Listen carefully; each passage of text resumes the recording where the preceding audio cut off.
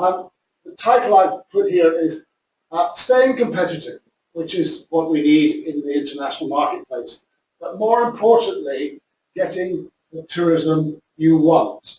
And I'll come back to that, because very often we're talking about getting more and more and more visitors, but sometimes we don't think what actually the community wants and what the impacts are. So I will come back to that. Just an introduction to me before we go into the rest of the program. I'm Managing Director of Yellow Railroad, which is an international destination consultancy based in Edinburgh, Scotland. We work all over the world, mainly on destination branding, destination management planning, and crisis recovery tourism policy. So helping destinations become more competitive. My background is I set up Yellow Railroad 16 years ago. Before that, I was Chief Executive of Visit Scotland, the National Tourism Board for Scotland.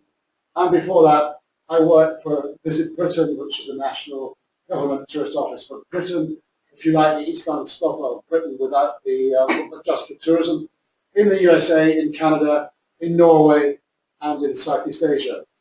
And as Yellow Railroad, we work at the moment in 4 continents, and I also write on articles and books and lecture at universities on branding and travel trends. But let's look at today's agenda. What I'd like to go through is, first of all, take you away from Iceland and set the scene and look at the global picture, global trends, what's happening in the world.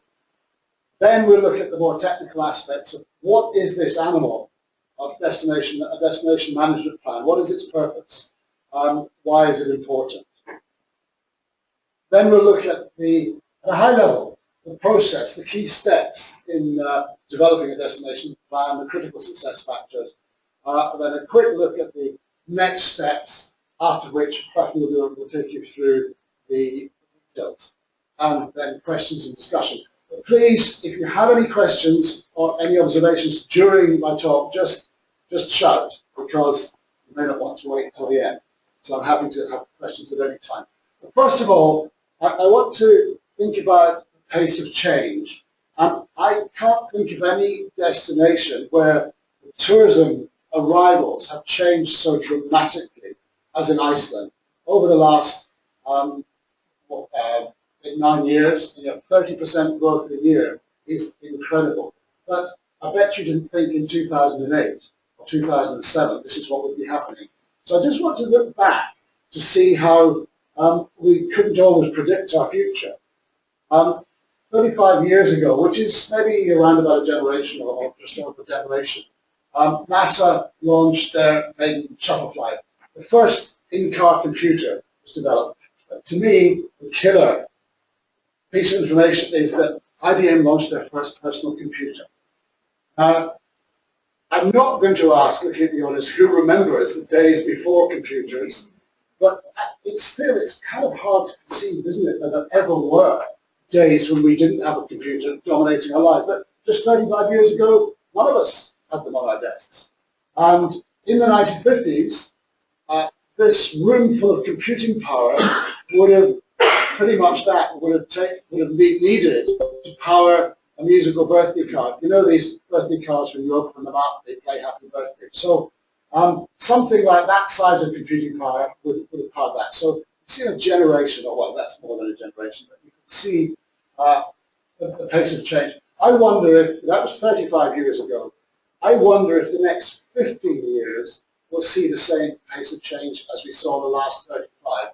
But let's think where we might be in 10 years' time. And I'm going to give you 2 scenarios, a pessimistic and an optimistic in terms of travel. The pessimistic is travel will no longer be a pleasure. We queue to get onto an airplane, to go through security, to go through passport control. We queue to get off. We queue to go through passport control, to pick up our bags. And then we end up drinking coffee in the same Starbucks that we drank coffee in before we left home, or eating in McDonald's. I'm always commending Iceland for rejecting McDonald's. It's great we don't have a McDonald's in the country. I'm sorry to will travel actually be a pleasure? Because the world is getting more homogenous. will our children or our grandchildren say, I don't want the hassle of applying for a visa and traveling. I'll strap on a cool virtual reality headset and I will download a video game in Iceland and I will play it, fighting against a digital friend in New York and Kyrgyzstan and Tokyo. And we will all come to Iceland digitally and charge around the fjords and the hills playing war games. Who knows? Maybe a lot easier than traveling and more fun. And what about the cost of energy, particularly oil? Well, it's gone down, but what's going to happen in the future? And what about access to water? So those are just three areas I think worth thinking about. However, I am an optimist, and I would like to think the optimistic scenario is more likely, where with, at the moment, 50% of us living in urban environments and increasingly digitized, will we want to escape that crazy, busy, urban, metropolitan world of work and have a change of scenery? I think we will. We will probably want to escape the continuing digitization to become more real and authentic. We heard a lot of that at the weekend at the conference. So digital is great for work, it's great for lots of things, but for real life, we'll maybe be more concerned to find nature, find reality with people. But there will be new experiences competing for the tourism dollar. I'm sure you're aware of Virgin Galactic have already sold many seats into space at $250,000 each. They have no scheduled departure time. They have no scheduled year even, I don't think. Would you pay $250,000 for an airline seat? You don't know when it's leaving? But seriously, this sort of thing is going to be competing for travel dollars. And I'll say a bit more about fashion in a minute, but destinations go in fashion. And right now, Iceland is very hip and cool and fashionable, as you know. And in case, well, let's just look at how, again, things have changed. Our parents' generation used this kind of telephone. But will we be able to communicate without even ever using any external mechanisms? Will we be microchipped so we can just think telepathically about turning on the cooker and the lights and the heating before we leave work and going home without pressing any buttons? Will we be able to summon our electric car from our garage to come and meet us without pressing a button? But obviously there's lots of futuristic scenarios being worked on. But if you think all this is fanciful, I want to just, for a bit of fun, throw a few quotes at you. This was in 1903, the Michigan Savings Bank president advising Henry Ford's lawyers not to invest in the Ford Motor Company because he said, the horse is here to stay. The automobile is a novelty, only a fad. Heavier than air flying machines are impossible. Tell that to Richard Branson. But I love this from the chief engineer of the British Post Office in 1876. The Americans have need of the telephone, but we do not. We have plenty of messenger boys. And in 1946, television won't last because people will soon get fed up of staring at a plywood box every night. But I want to give you a probably much more shocking one from somebody who's probably a much more respected analyst of trends, Bloomberg, who said just 7 years ago, the Bloomberg organization, this: the iPhone is nothing more than a luxury bauble that will appeal to a few gadget freaks. Probably the item that has been single-handedly most responsible for the success of the biggest company the world has ever seen at that point, well, by 2014. So anything can change is the point here, but quite fun to look through those. But let's look at some bigger trends, socioeconomic and geopolitical trends. Socioeconomic trends. We are an aging society in our traditional markets, the traditional producing markets for particularly Iceland, but in Western Europe, Australasia, North America, we're aging and not replacing our birth rate at the same rate as Asia, for instance. We have new family structures. Instead of the traditional 2 parents and 2 kids, we have a vast range of different structures, same-sex couples, same-sex family, all sorts of different structures we need to be aware of. We are increasingly both cash rich and time poor. People are earning money but having little time to spend it. But there are also a lot of people who have cash and the time to spend it. And by 2050, the prediction from the UN is 70% of the world will live in cities. Economic uncertainty, well, I think we're going to go through quite a lot of years of that. Climate change, what is going to be the impact of that? Will we see a travel quota? Will there be a UN resolution or a UN world government that says you can only travel once a year from your country for the sake of climate change? And if you think that's strange, well, remember that you had, after the crash, you're only allowed to take a certain amount of money out of the country. When I was a child in Britain, we were only allowed to take £50. It was worth a lot more then, but still, for foreign exchange regulations meant we could only take that out. I can't remember if it was once a year, but certainly per trip. So quotas of some kind could be imposed unilaterally by some countries, or there may be UN resolutions about it. Power of Generation Y and the millennials, the people born after 1981, are increasingly going to dominate what we develop. That's where the purchasing power is. That's where the trend lies. And they're very different from their predecessors, much less brand loyal, much more motivated by digital friends, what they read on social media, and more fleet of foot in the way they behave. Growth of new markets. We hear a lot about the BRICS, the Brazil, Russia, India, China. Some of them are wobbling, but they're looking for different things from a holiday than the traditional tourism-producing markets. We may have less time to spend our savings. The pension age is going up. You're going to go up to 70. We're increasing the pension age in the UK. So the days, some years ago, we were all predicting that there would be millions of 60-year-olds who'd retired traveling with their savings around the world. Well, not going to happen quite as much. But this, I think, is a positive thing. Globalization and homogeneity, Starbucks and McDonald's everywhere, I think mean that we're looking for something different when we travel. And I'm sure you can see where I'm going here, what Iceland is offering that is appealing to some of these trends.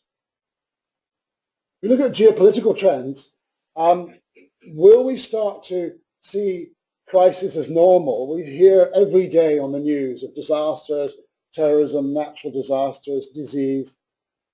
When I worked for Visit Britain many years ago, and we had a lot of terrorism in the UK, for a long time it stopped American travel completely in its tracks. But then after the Oklahoma bombing in America, there was a sort of sense that, well, these things could happen anywhere. And incidents went off the front pages and people started traveling normally again. I wonder whether we're seeing a greater sense of fear about travel because it could happen anywhere. There are some figures in the UK showing that people are a little more cautious about travel and more people are staying at home. I don't think that'll be big, but there's some indication, but not much, that we may travel less. I think we'll continue to travel more.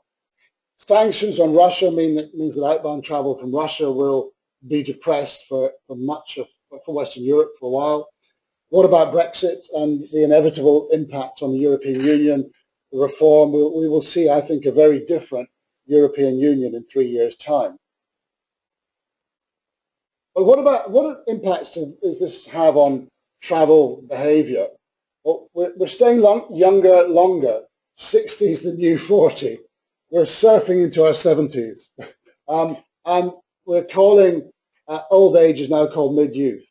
So people are behaving much fitter for longer.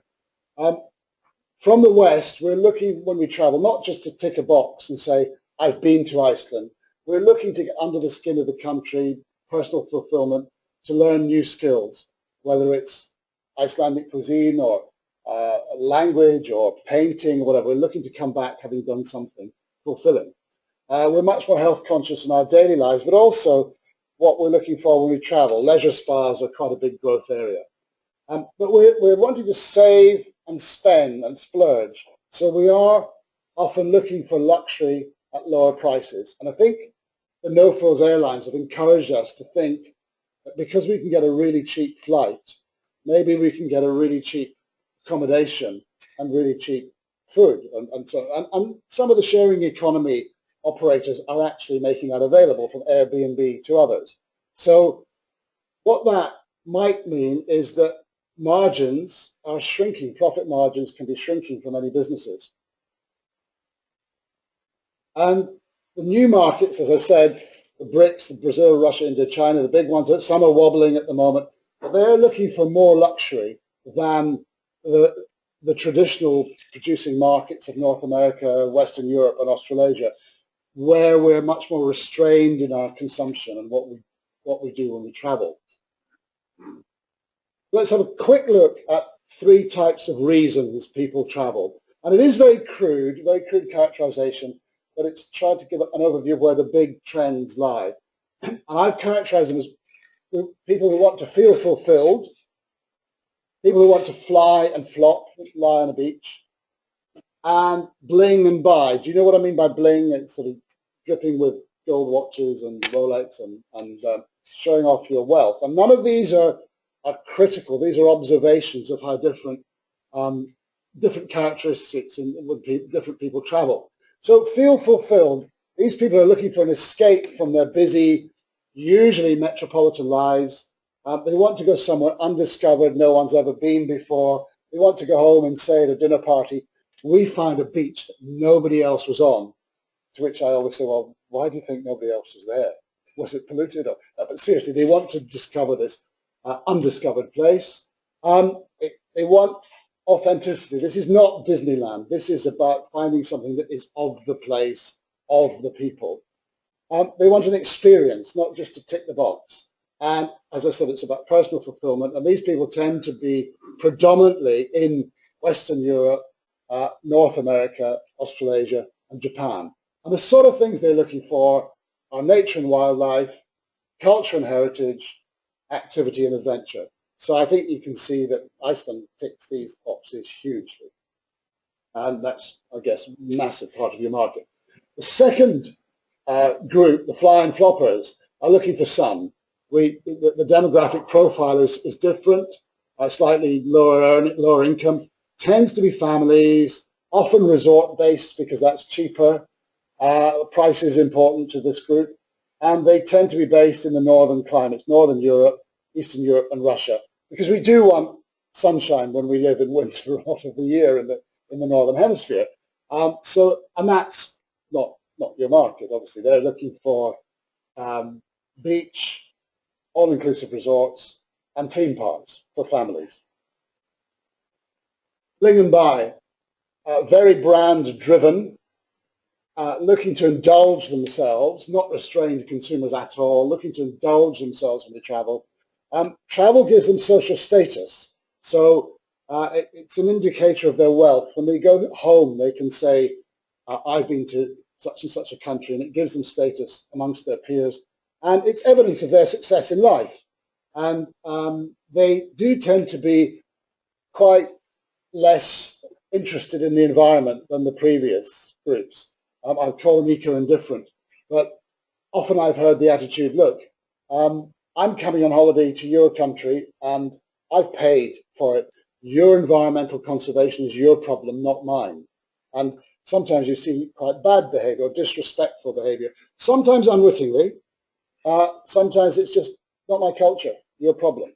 So, and I say this because, again, I'm not being critical of the way people behave, but when we think about a DMP, we need to think about who we want, what type of people we want, how they're going to behave, so how long they're going to stay, whether they're going to respect our environment or not, and what benefits they're going to leave behind and what impacts they might make. So that's why I'm going through these.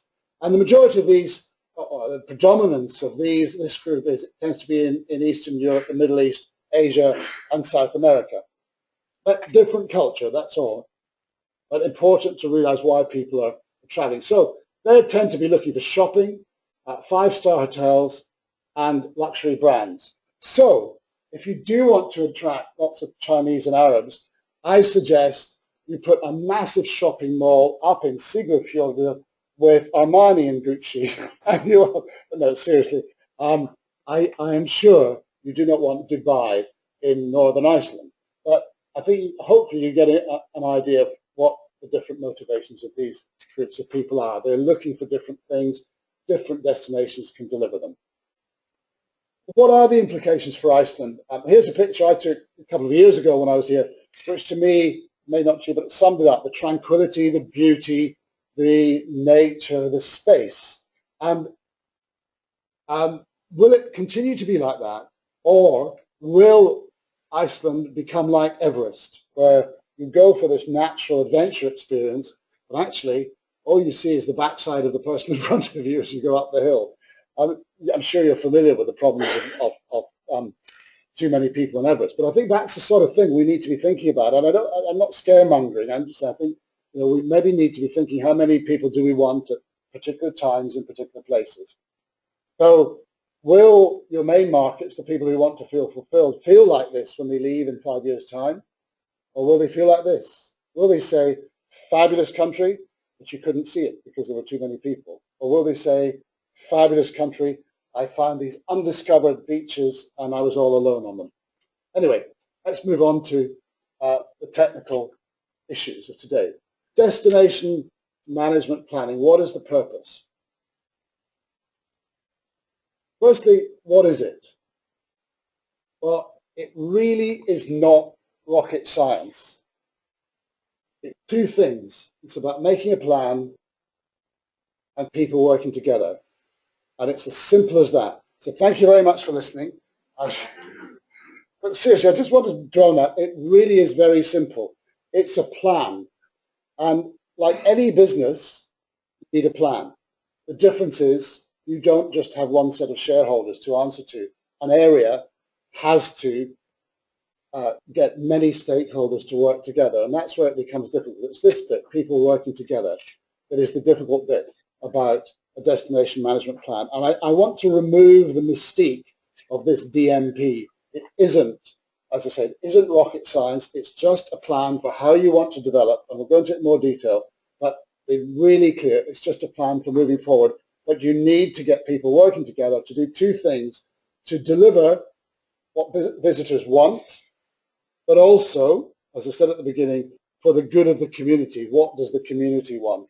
And for too long, I think many destinations have focused just on the visitor, which is great because that's the market. You need to do that.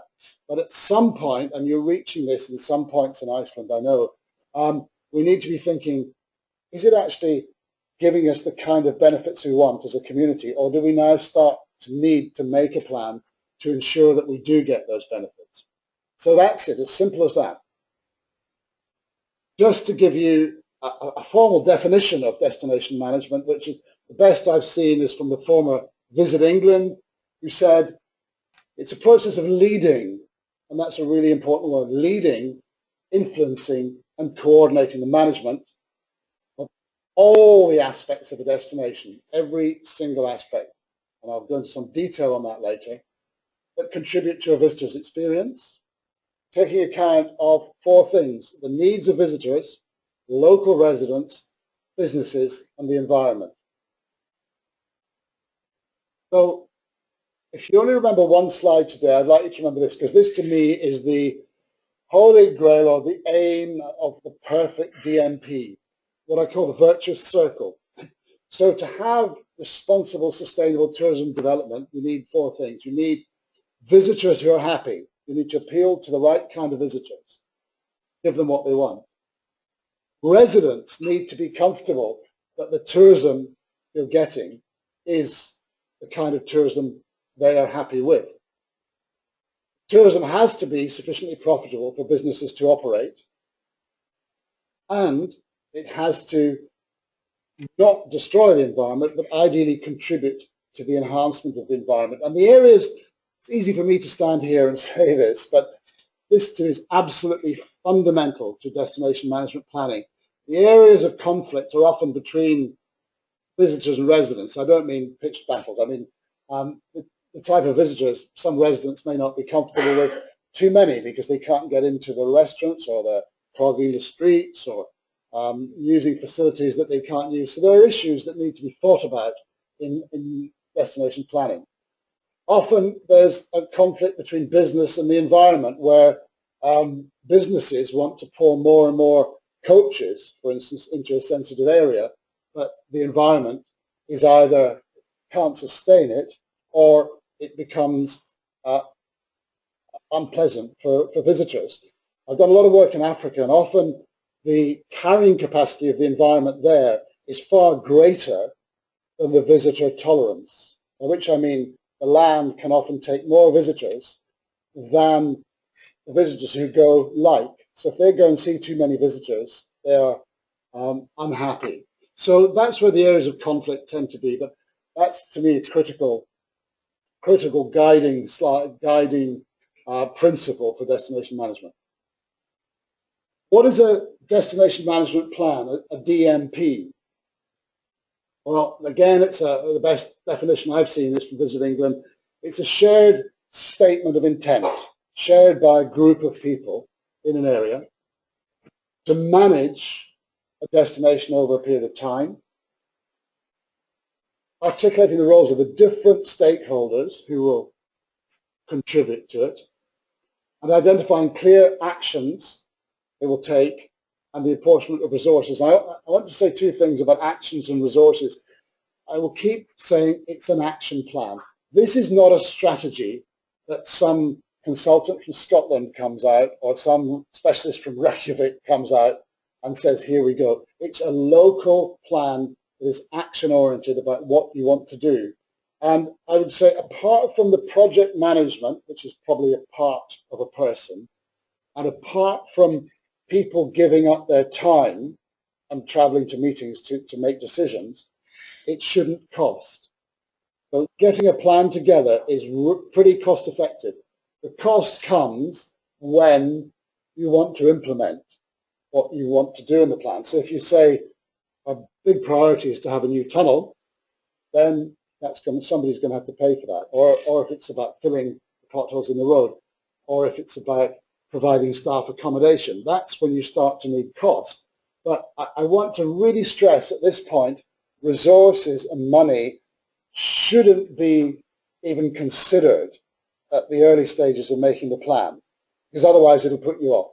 You can count the cost of it later, but a plan is about developing a set of priorities for an area that you want to do. Then let's put a cost on it. Anyway, but also it's a never-ending process. I mean, how often do you hear this? But of course it is. It's dynamic. It's not a plan that is made today and sits on a shelf. It's really, I would like to see it as an ongoing instruction manual that you keep referring to, saying, well, this is what we said we're going to do, but some circumstances have changed. We need to review it. And it is never-ending. So what are the key elements of a DMP? Before I go into that, I'll just give you a couple of examples of how instances of how local plans have worked. I was doing some work in Serbia a few years ago, and in the southwest, it's mainly mountain tourism, skiing and hiking. So they just got together and said, well, what do we need to do? Who's coming here? And they said, well, if we wanted international ski tourists, we'd have to upgrade a lot of the facilities. We're not going to get too many for quite a long time, so that's quite a high cost. Let's focus on domestic and regional tourists from the Balkans for skiing, because that's what we can do now. But in the summer, or the spring to autumn season, we're a great hiking destination.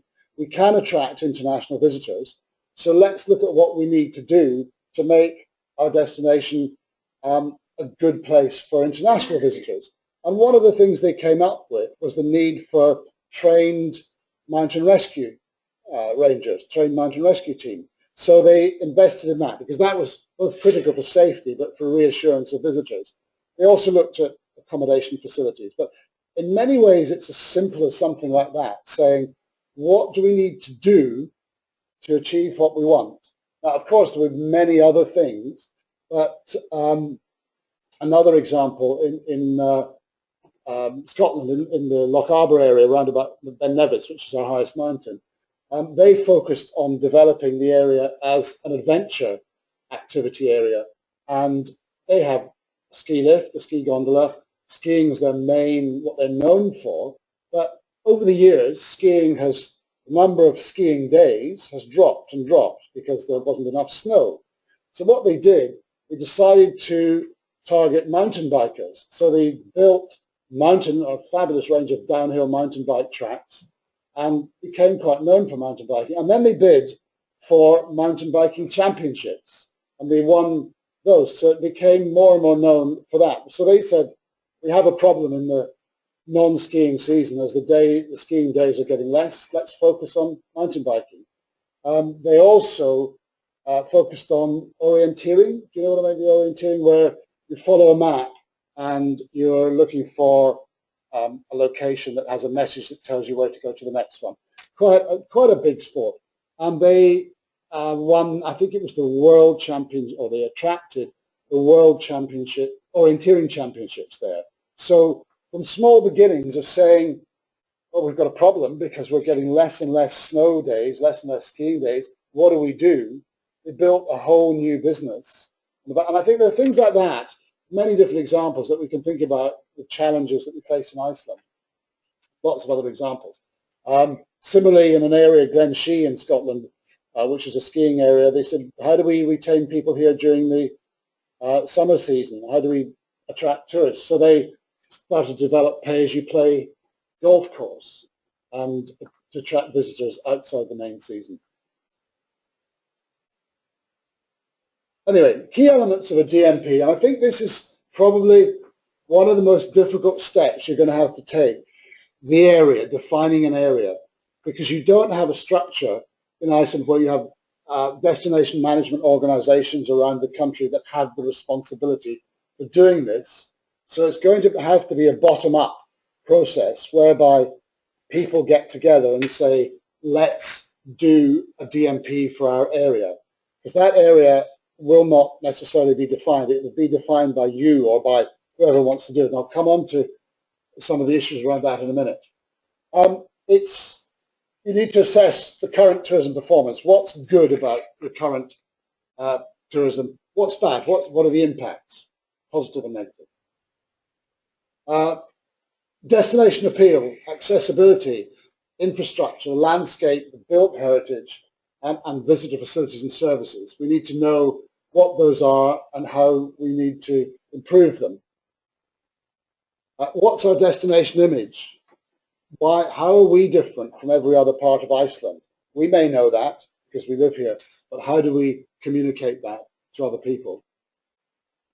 What are the visitor products that we currently offer, and what are the priorities for development? Going back to the skiing and mountain biking, do we need to introduce other visitor experiences? Key element, which I'll say more about throughout, is governance structure and communications. And vision. We need a vision to know where we're going. So those are the key elements, and I'll go into all of them a little bit more. At the end of this stage, we will come up with a 5-year strategy and action plan. And I keep stressing the word action plan. It's not just a strategy that sits on a shelf. It's an action plan. So why is it important? Well, it's a lot better to work on a regional basis and cooperate than it is to have lots of people at local level shouting. The more we work together, the stronger we are. And we can share resources. And everywhere I go, and from what I've seen in Iceland as well, but everywhere in the world, there are a lot of talented, experienced people. So getting them inside the same tent and working together is hugely beneficial. It makes us more efficient by joining up across municipalities, across regions.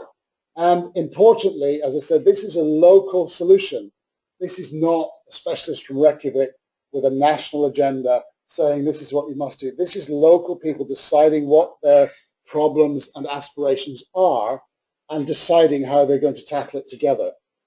And ultimately, it gives you a more focused approach and a plan with priorities. Why does that matter? Well, when you develop a plan, you're going to have a list of things that you want to do, and they are going to cost, usually, not always, but they're going to cost money. So if you prioritize them, then at least you have a coherent approach to go to potential funders, whether they're commercial investors or municipalities or national government, and say, everyone in this area believes this is what we need to do. Here are our priorities. And obviously it depends whether there's money there, but it's a lot more effective to do that than lots of people shouting, oh, it's time they filled the holes in the road, or we need a new tunnel, or we need a ferry, or we need staff accommodation, or we need less buses in the summer. If everybody gets together and decides a list of priorities, there is a much greater chance of both obtaining the funding and secondly achieving what you want to do. But that's, you know that. Ultimately, that should give you the result that everybody wants, both increasing the benefits from tourism and reducing any negative impacts. And that should lead to a better visitor experience, happier visitors who hopefully will be more likely to return, and enhanced quality of life for local people. And you read this all the time, that tourism enhances the quality of life of local people. And then you hear people saying, well, I can't walk around my streets when there's too many tourists here. So those issues need to be addressed. But what I would say is it probably needs both a communications program internally to communicate with residents what is happening and how tourism is affecting their life. And examples I would give, in the Western Isles of Scotland, there's a post bus that delivers the post, but you can also pay as a passenger to travel on it. Now, there are some who say if it wasn't for people travelling on that, the post might be delivered less regularly, or there might be less ferry routes to the islands. Even in London, when I worked for Visit Britain, I remember the Society of West End Theatres, which all these vast numbers of big theatres in London, said if we didn't have foreign visitors, half our theatres would be dark, would be closed. That's in London. So obviously it's a big domestic market, but understanding how tourism enhances our quality of life is really important, I think. And there are other issues around what about restaurants staying open for visitors? Another example I would give, the Scottish Borders some years ago,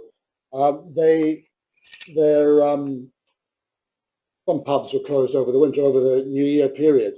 And there's a band that used to be, John Wright Band, touring in Germany. They're quite big in Germany and Sweden, but they were from the Scottish Borders. And they came to the local tourist board years ago and said, we're touring in Germany and Sweden. We're promoting this region by being there, but we need new tyres for our van. Can you give us new tyres? And they said, come on, we're a public body. We can't fund tyres for your van.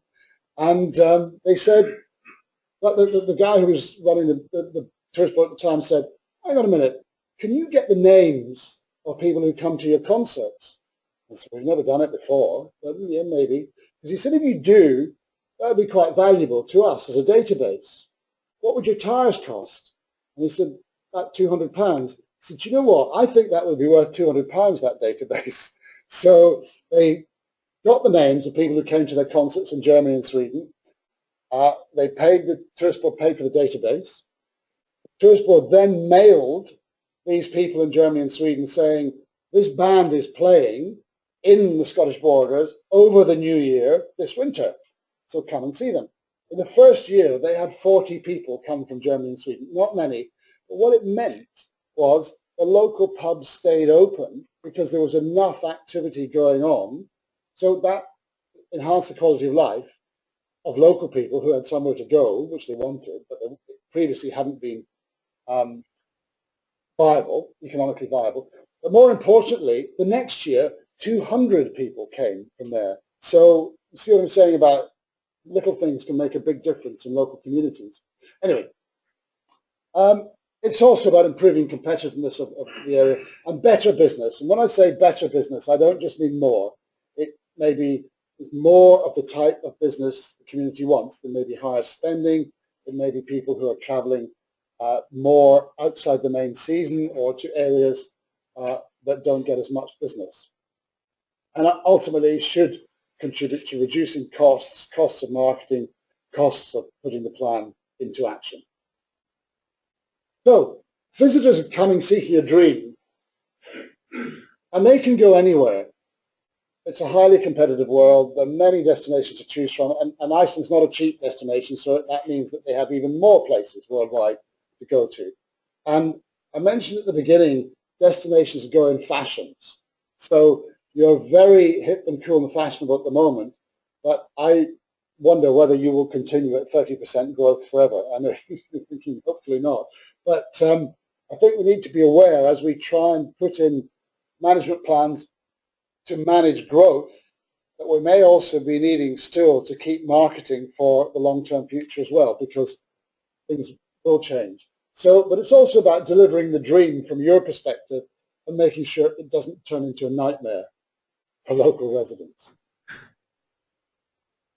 And I want to give you an example of why when you're doing a destination management plan, it's really important to think about every single customer touch point of what is impacting the customer experience, the visitor experience.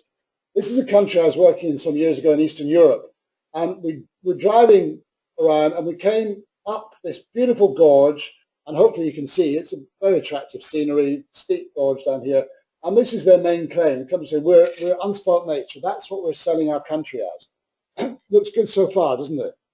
But if I show you the full picture, that's what we saw. That's rubbish. So what I could have done, I could have gone straight onto Facebook and said, ha, this country says they're talking about their asset is unspoilt nature. Look at this. Of course I didn't. I wouldn't. But many people would. And I think it's really worth, and I know you're a very clean country, so I'm not for a minute suggesting license like that, but it's worth thinking about everything that affects the visitor, because 52% of us share information on our trip when we're traveling or when we get home on social media.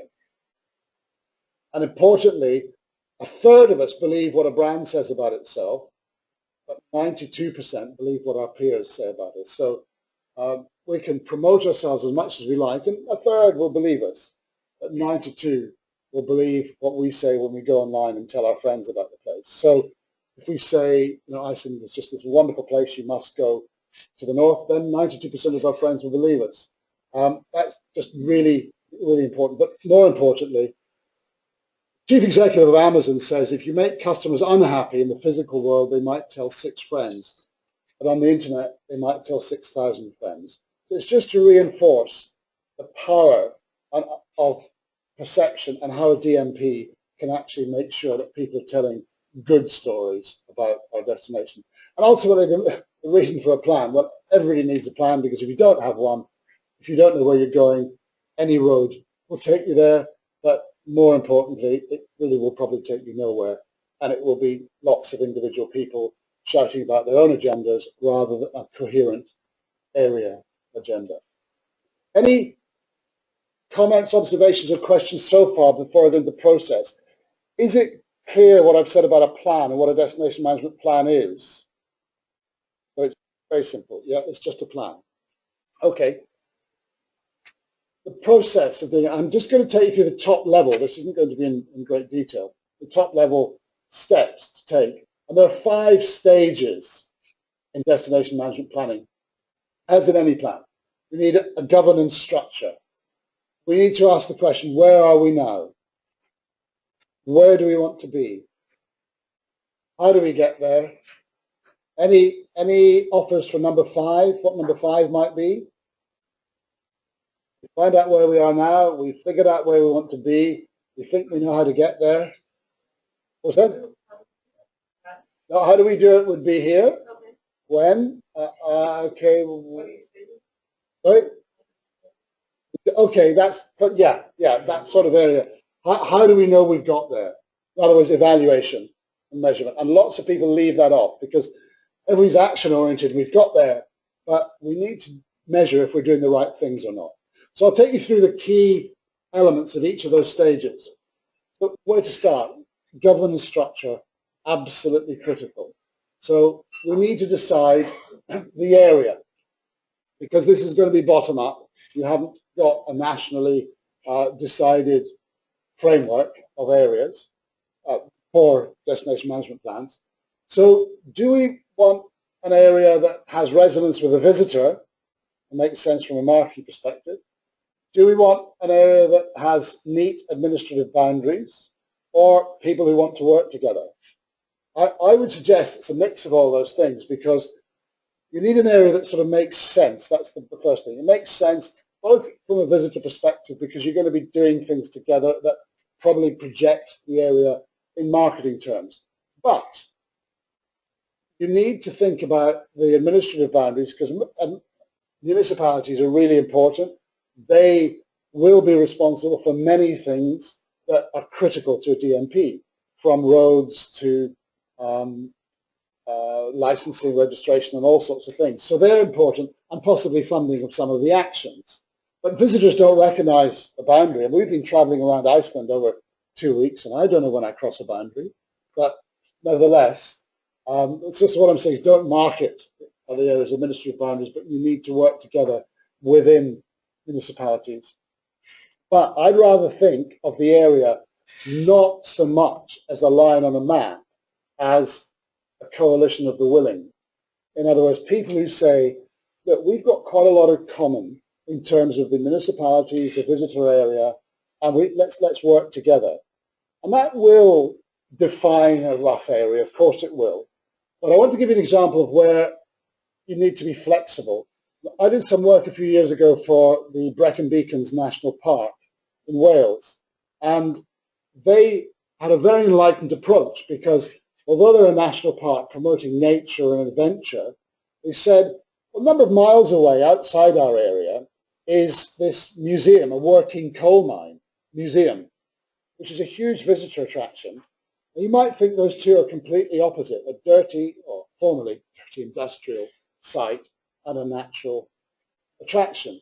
Actually, most visitors would be interested in both. So they said, let's work together. So that's what I mean by coalition of the willing. They weren't, if you like, in brand terms, a natural fit. They were well outside the national park area, but they said, let's just all work together. If you'd drawn a line on the map, it would look really crazy. You'd have this circle around the national park, and then you'd have a sort of Snipers Nest Peninsula sticking your way out to pick in, include the coal mine. But it worked. So what I'm saying is, I think this is really important. Who is prepared to work together in an area that makes sense? And don't get too hung up on drawing a line on the map. It's about making things work on the ground. So the second step is relationships between stakeholders we need to work out, between the private and public sectors, local, regional, and national bodies. It's really important we have a lead body that oversees the process. This is, if you like, a board made up of people who are able to make decisions. And I would suggest that the chairperson of that board is critical. She or he has to be somebody who has charisma, respect within the community. They don't have to be from tourism, but they need to be somebody that people will listen to, because they're going to be selling the idea of the DMP and getting people to work together. The next step, of course, you need an operations manager, somebody within the body, whether that's somebody in an existing job or whatever, who is responsible for the process, but they will be doing what the lead body decides. And hopefully they'll be on the board of the lead body, but that lead body is the body, just like a board of an organization, that will be making decisions. But we do need a doer, an operations manager.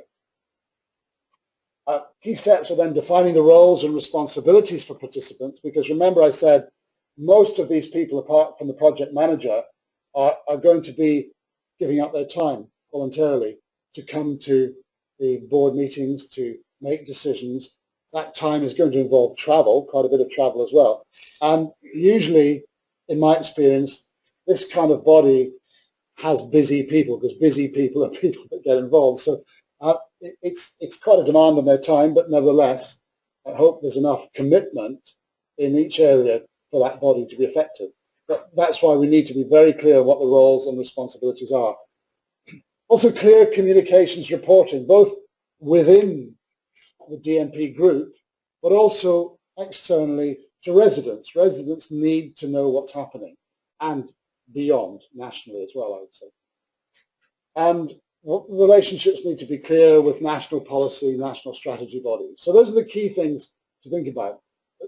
And the outputs from the governance and structure stage, stage one, will be a clear understanding by everybody of the DMP role and what it's doing, what its value is. And an agreement on the area, the team, and their roles.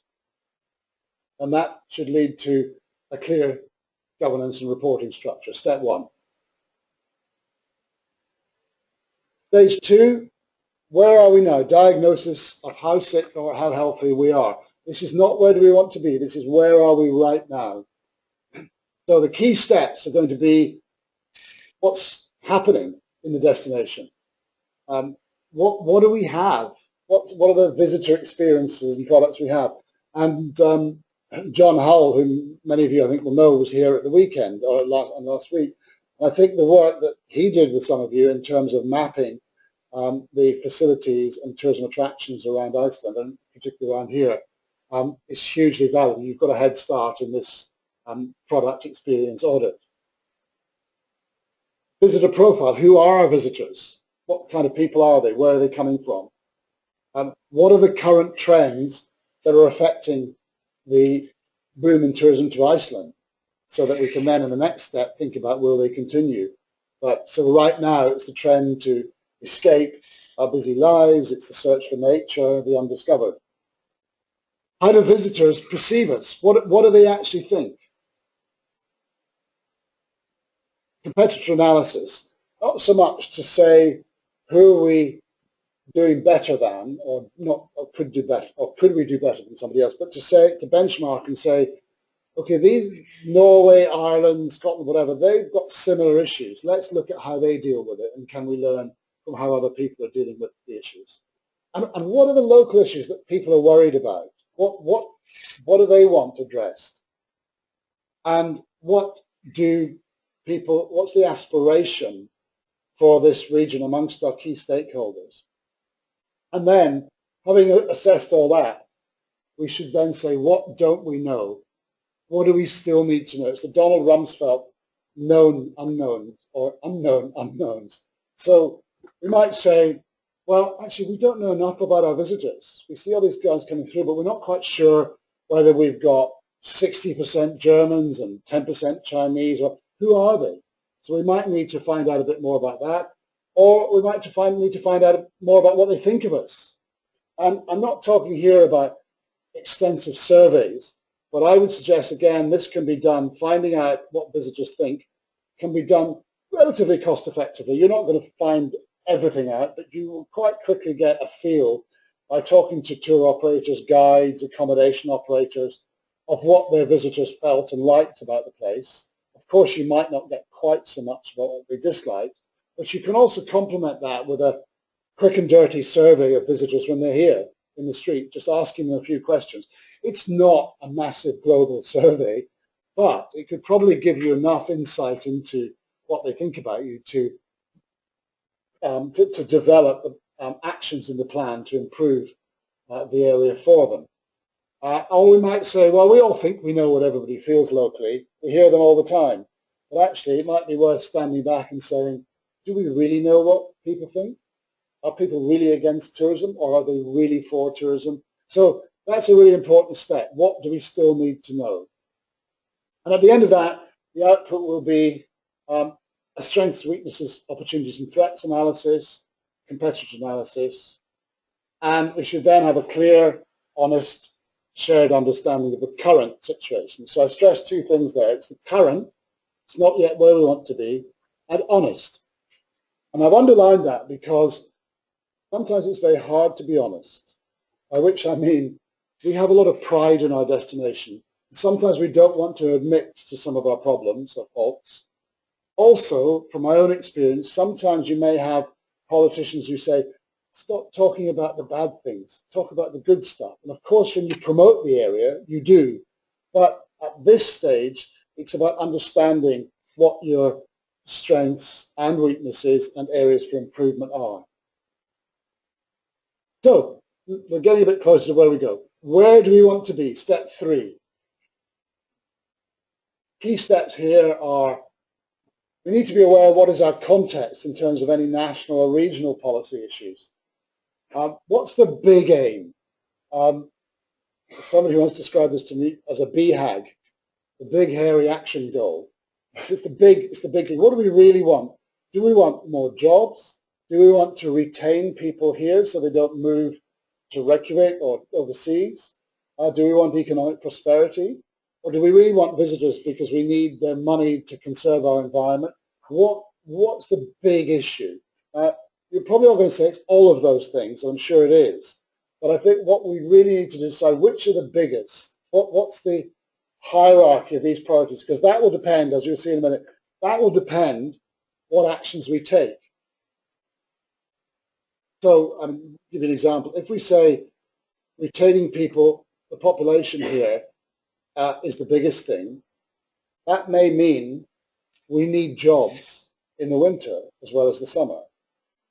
If we need jobs in the winter, who's going to come here in the winter? It may not be the Chinese and Japanese, it may be much more the Germans and the Brits, which means that we start to focus on markets. And when we focus on markets, we say, well, what are they looking for in the winter? They're not looking for shopping malls.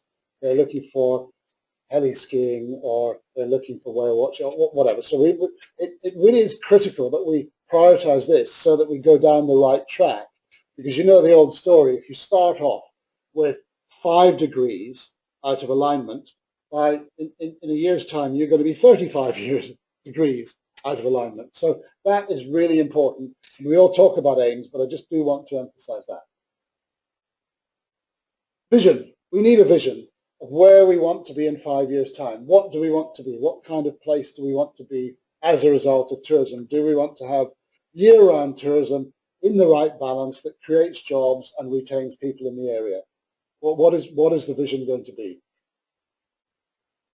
We also need high-level objectives, which are different from the aim. It's what are we looking for to achieve whatever our aim is? Is it just growth in spend, higher spending visitors? Is it just more visitors? Some areas have said just we just want more. We haven't, remoter areas, we haven't got enough visitors. Of course, we'd like growth in spend, but right now we need to attract more people. Or is it about extending the season? So what are our targets going to be for those objectives?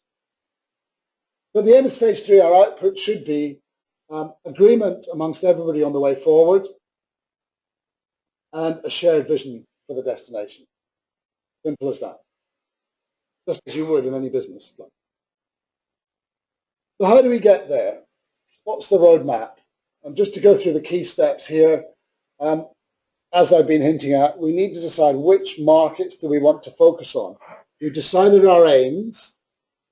Who are the markets that are going to deliver against those aims? As I say, if we want people in the winter, we'll need to look at the countries that will be sending visitors here in the winter.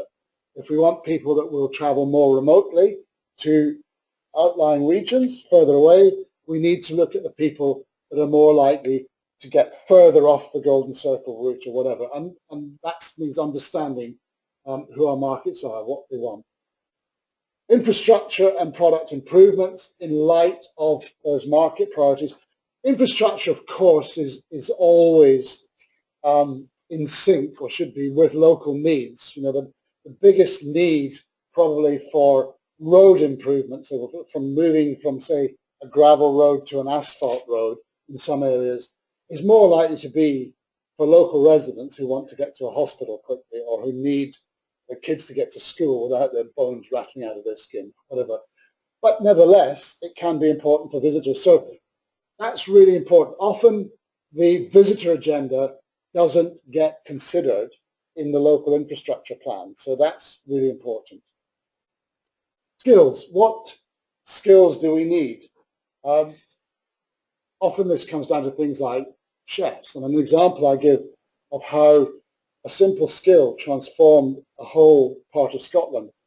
In the northwest of the Isle of Skye, which is, we like to think it's a bit like Iceland, it's on the periphery of the world.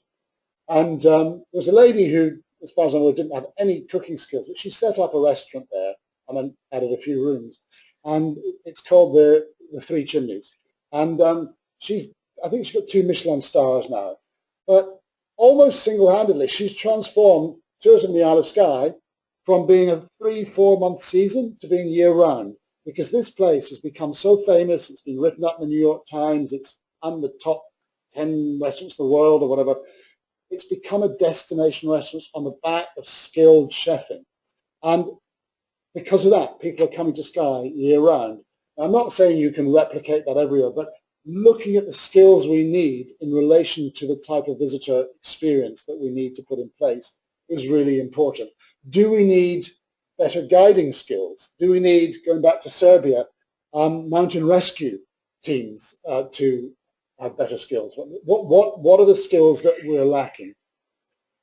Relationships, and I'm going to say this word 3 times. Relationships, relationships, relationships. And the reason I say it is probably the single most critical success factor in a successful DMP. And it's about building relationships with everybody in the community, the municipalities, the businesses, making sure they know where we're going, how they can participate, and how success is happening, so they continue involved. And you're probably thinking, Tom, thanks very much, coming all the way from Edinburgh to tell us that's what we need to do, get on with each other. But it is so critical. Before I came out here a few weeks ago, I found a friend of mine in England who runs the New Forest Destination Management Organization. And he is credited with probably having one of the best DMPs, and was on the English Tourism DMP Development Forum, that sort of thing. I said, Anthony, what's the magic recipe? And he said, there are no silver bullets. I said, absolutely none. He said, of course it's hard work, but he said the single biggest thing I would say is developing and nurturing and maintaining those relationships. Because he said, if we didn't have the local authority, municipality on board, if we didn't have our businesses on board, we couldn't do what we're doing. And he said, I spend a huge amount of time working at those relationships. It's shoe leather, it's knocking on doors and keeping them going. So absolutely critical. And I'm sure you know that, but it's something that it takes a lot of time. And so, as I say, it's from the horse's mouth. Governance structure, there's a key step, which is stage 1, and an action plan. And let's just take a look at a bit more detail. When we're looking at developing a DMP, this is a suggestion. You can do it lots of different ways, but I would suggest looking at the big ticket items of the visitor experience in this order. Through the customer journey, I think, is a really useful tool. How do they approach and see the destination, and how is the destination speaking to them? So, firstly, what's the sense of arrival? The welcome. How accessibility are we? How good is the signage? I don't just mean a friendly welcome, because I do think, and I'm not just saying this because you're here and I'm nice, but I think you're an exceptionally welcoming, friendly, engaging people. But it's how is the place welcoming me? How is the place telling me you're welcome? How am I getting a sense, wow, I really feel apart from the face-to-face welcome? And that leads to, what is the sense of place? Do I know what this place is about? How is it communicating what it is to me?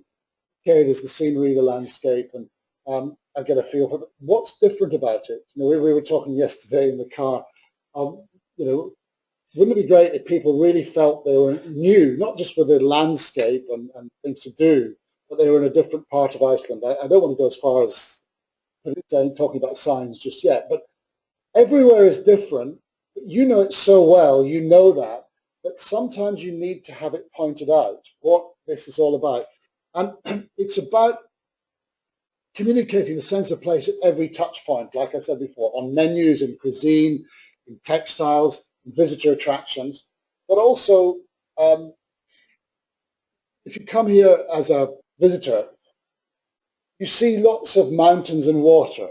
Okay? Stunning, absolutely stunning scenery, but I'm not really sure I can tell what they're all about, what the difference is between one another, except, thank you very much, as I keep saying, to Hrafnjörður and Olaf here, who, when we've been traveling together, have told me why this fjord is called why it is, why they have these signposts up to farms that no longer exist, with names that mean something, the landscape, the geology, and I start to be able to read it and to see what this landscape is about, and get a distinctive feel of each area. So that's really, really important, I think. Come on to how you do that a bit more in a minute. But another external example I would give, I worked some years ago in Namibia, which has a surprising number of similarities with Iceland in that it's a sparsely populated country with stark, beautiful landscape. And I went out for a hike with a guide for about 4 hours and in the desert. And I saw rocks and desert and a bit of grass and a few trees, nothing much, mostly sand. It looked very interesting, to be honest. And but there was a spiritual feel about it, like you get in parts of Iceland. But after going out with this guide, whose grandfather had been a traditional medicine man, he told me which trees are poisonous to giraffes, how this medicine could be used to heal, this berry could be used to heal skin conditions. We would pick up leopard poo, leopard feces, and he'd say, this leopard went past probably sometime yesterday evening and it had obviously a young gazelle for breakfast. And suddenly, after 4 hours, I could read that landscape like a book, and it meant so much more to me. You grow up with that, but the visitor doesn't. So it's communicating that sense of place, which I have to say, thanks to also to Erkla and Aileen this weekend, we've got a lot of. The next things to look at would be accommodation, restaurants, cafes, bars, and shops. You know, are they reflecting a sense of place? Are they what could they do better? Are they delivering what the visitor wants? Internal transport and infrastructure. Infrastructure, as I said earlier, is about working with the local municipalities more than anything. And then the things visitors are coming to see and do, the attractions, the tours, the guides, the events, activities, experiences. And I keep focusing on events because a lot of people have told us we need more business in the off-season. And it's quite amazing how events, whether it's a concert, a poetry festival, exhibition, or celebration of hiking or whatever, can attract visitors. And I used to think things like, we call them, I think, in the UK, hiking festivals. I go hiking to get away from people, but actually lots of people do go to hiking festivals because they will get guides taking them around and showing them the place. And it's amazing how many people do go, even though you think, well, you can just come here and walk anyway. But worth looking at those sort of things. Then the next step would be to look at what I've been referring to up here, interpretation and information and signage. How is the destination interpreted? Not just by guides and people you meet, but are there sufficient signs to tell you where there is to go, what this is about? I'm not talking about plastering the countryside with neon signs, but you can have discrete interpretive signboards at viewpoints and in cities. And I have to say at this point, if you'll forgive me for being a little bit controversial and critical, I think Iceland is the most undersigned destination in the world, by which I mean it's lovely because it's very natural, but sometimes you don't know there's anywhere to eat or a place to sleep because there aren't many signs. And my sister-in-law was here with her husband on holiday earlier this year. She said, we went into this town, a small village, and there was nowhere to eat. And she said, somebody said, oh, go over there. And we went into this house. It was like somebody's house, but there were lots of people eating and drinking in it. So it's probably a restaurant. Well, she said, yeah, I suppose it might have been. It felt like one, but there was no sign. My point is that maybe there are some towns that could get a lot more business if they just had a sign saying this is a restaurant. Or, as happens in many places, and I know there will be controversy about this, you come to a town where there's a number of attractions and restaurants, and it could be an idea to have a sign outside the town saying, welcome, and here's what we have here. Stop and see the giant museum or the textile museum. Because otherwise, self-drive visitors might just rush through and leave no money behind. So, and that's for you at an area level, DMP level, to decide. But it's interesting to me. I work all over the world, and I haven't seen give you such a lack of signage anywhere. But that you have to balance that with the natural appeal. I do accept that. And then let's look at the landscape, the built environment. How well maintained is it? And the visitor facilities. I know this is always a big issue and controversial. What about the toilets? What about parking? And when we were up at Dettifoss at the weekend, it was interesting. In the car park, I noticed they obviously had quite a lot of visitors, and there were these temporary toilets just stuck there. Now, I know, if you forgive the pun, there's a need, but and that's a solution. But in a country as environmentally beautiful as Iceland, are the ways that we can provide that in a more attractive setting with turf or whatever. And I know it's very controversial. Similarly, parking. The argument goes, if we provide more parking, more people will come. So maybe there are other solutions, as they're planning to do in Snæfellsnes, Nest, where they don't want big tour coaches. We want to have a park and ride system where you get off the big bus and then you're decanted into smaller buses, which makes it a more attractive experience. So all these things, I'm just giving examples, but all these things need to be considered in the DMP. And the sort of questions I would ask are, how easy is it for the visitor to access these things, particularly in light of what I said about signage? How good are they? Are we really competitive? Are we offering something that is really a good experience? Can it be better? How efficient are we?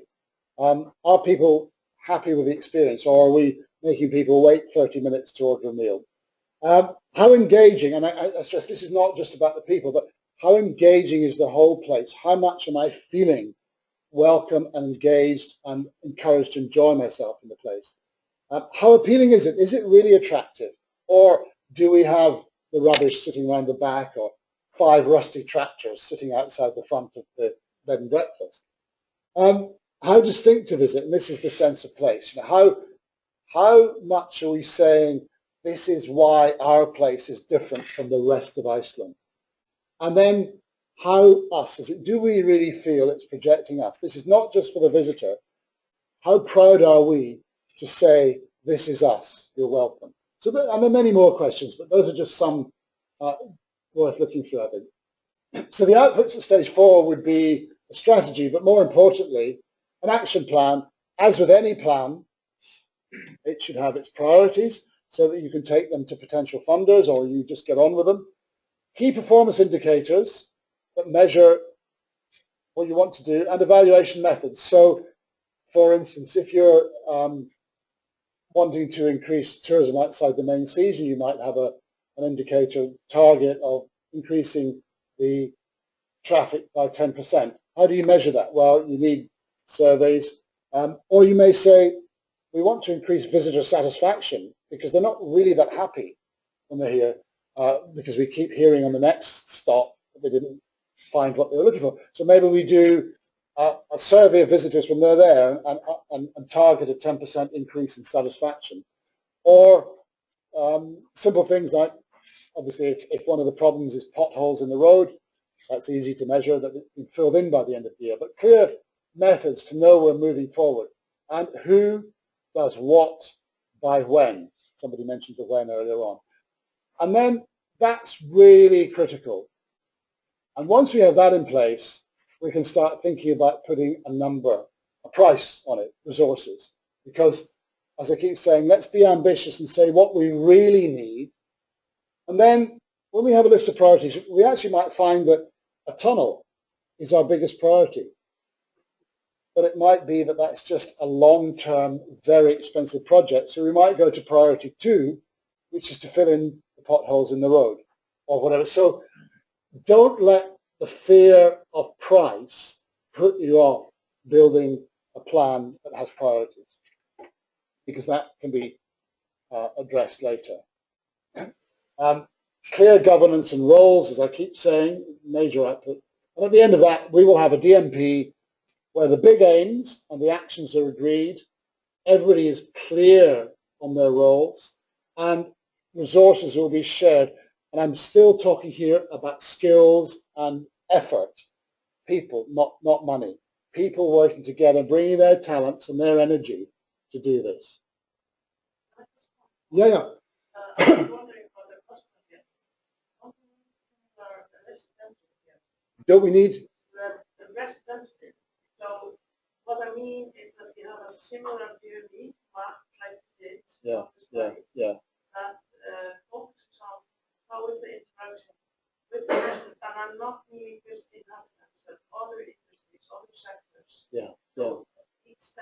need to map that at the same time. I think that's a very important point. Yes, yes. I think it would be worth drawing up, a survey, if you like, looking at the issues. I would say the customer journeys are sort of almost a logical journey process, whereas I would think that mapping it from the resident's point of view would probably be just taking a lot. What are the probably more open-ended, but I agree with you. Still, it leads from the arrival. Yes. Yeah. Yes. Yes. Yes. Yes. Yes. I think that's a very important point. Absolutely. And I think devising that approach, that question needs a lot of thought as to what the local issues are.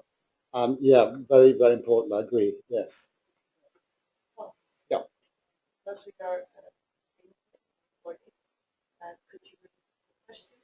I will. Okay. Do you want to redo it? Do you want to redo it? Okay. The question was, should we not map the residents' experience of visitors in the way that we're mapping the visitors' experience of a destination? So shouldn't we map how residents are both acting and feeling, so that you're both acting and feeling about visitors as they go around?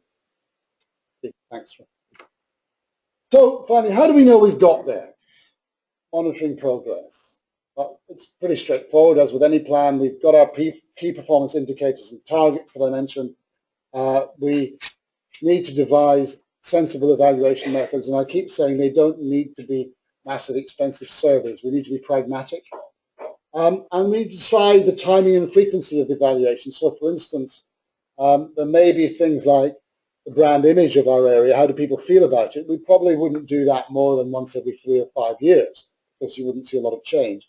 But visitor satisfaction or progress against infrastructure developments, we'd be wanting to look at every year. The outputs at this stage are clear measures of success that are the ones we want, and we have evaluated progress on a regular basis, and all the time we'll be refining the DMP on the basis of the evaluation. As I say, this is not something that sits on a shelf. It's a live, should be a live roadmap. So, in summary, critical success factors really are a clearly defined area, knowing what the community wants from tourism. Do you want volume visitors or more spend? Do you want more quality luxury visitors or diversity? And let me say a word on this. Often I hear people saying, not in Iceland yet, but well, we want high value, low volume, low impact visitors. In other words, we want a few visitors spending a lot of money, but 5 visitors spending $1 million each. It's not going to happen. But I would guard against going just down a route that's focusing on luxury, because diversity is important. Think about the restaurant. If you have a small number of visitors, they're not going to keep a restaurant open. But if you have a hostel where you've got a bigger throughput of people, they may be spending less on accommodation, but you're getting more volume into the restaurant to keep it open. So I do think diversity of markets is a good thing.